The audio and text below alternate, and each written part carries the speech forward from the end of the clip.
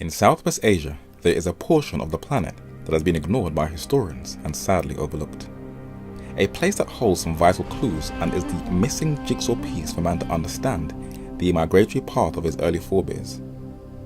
In Asiki Hoyuk in Asia Minor, today called Turkey, was discovered a skull with the oldest brain surgery performed in the world. In the British Museum are obsidian blades from Iraq that were once used to perform the surgery on the men and women in that region. Today, when a surgery is being performed, the instruments that are used are metal, usually steel. But which one is better? A doctor was interviewed by CNN, and he said that himself and other surgeons still use Stone Age obsidian blades to perform a surgery, for it is one of the sharpest substances found in nature that can rival diamond in the fineness of its edge and can still cut with the sharpest materials nanotechnology can produce.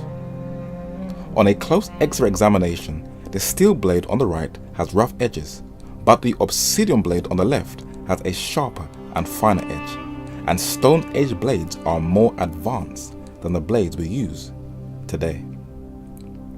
In that same region in Asia Minor are beautiful mountains in a country today we call Armenia.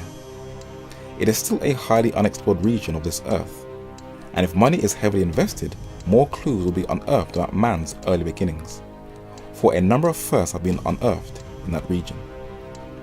Today, we wear leather shoes to protect our feet from being cut, and also to protect them from catching any diseases or viruses.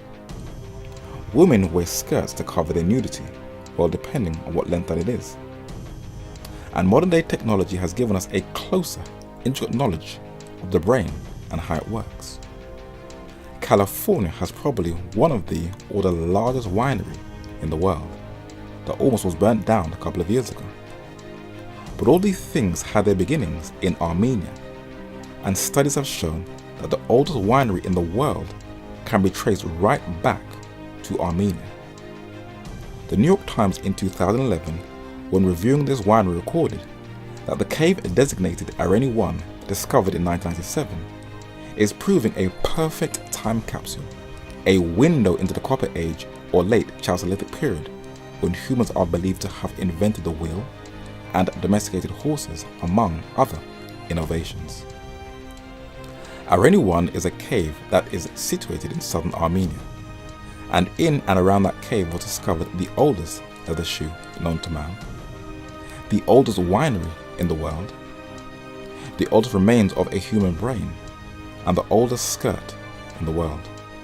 And Armenia holds some vital clues to man's early beginnings.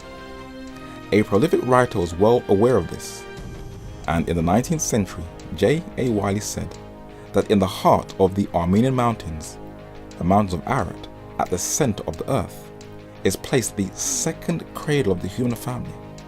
And to this point, are we to trace up all the migrations of mankind. The mountains of Ararat is now owned by Turkey, but here is the clue to man's earliest migration route. But there are some organizations who have taken a keen interest in Ararat, and during the Cold War, the CIA flew a reconnaissance mission U-2 spy plane over the region to take some shots of what's on top of those mountains. Though it has declassified a few documents to the public about their mission, they absolutely refuse to declassify any aerial photos to the public. And this may be the reason why. Today's generation is taught to believe that they are descended from apes, and it is promoted via film and through the most powerful journals. These apes are meant to have lived in Africa, and a theory was compiled in the 19th century called the Out of Africa theory. But who introduced that idea? In the 2015 video game Assassin's Creed Syndicate, one of its main characters is a 19th century English naturalist by the name of Charles Darwin. And in 1871 he published a book and said that it is therefore probable that Africa was formerly inhabited by extinct apes closely allied to the gorilla and chimpanzee. And as these two species are now man's nearest allies, it is somewhat more probable that our early progenitors lived on the African continent than elsewhere. This is known as the Out of Africa theory, that teaches that man came out of Africa and migrated and populated the entire earth. So, did mankind indeed come out of Africa, or did he come out of Arid?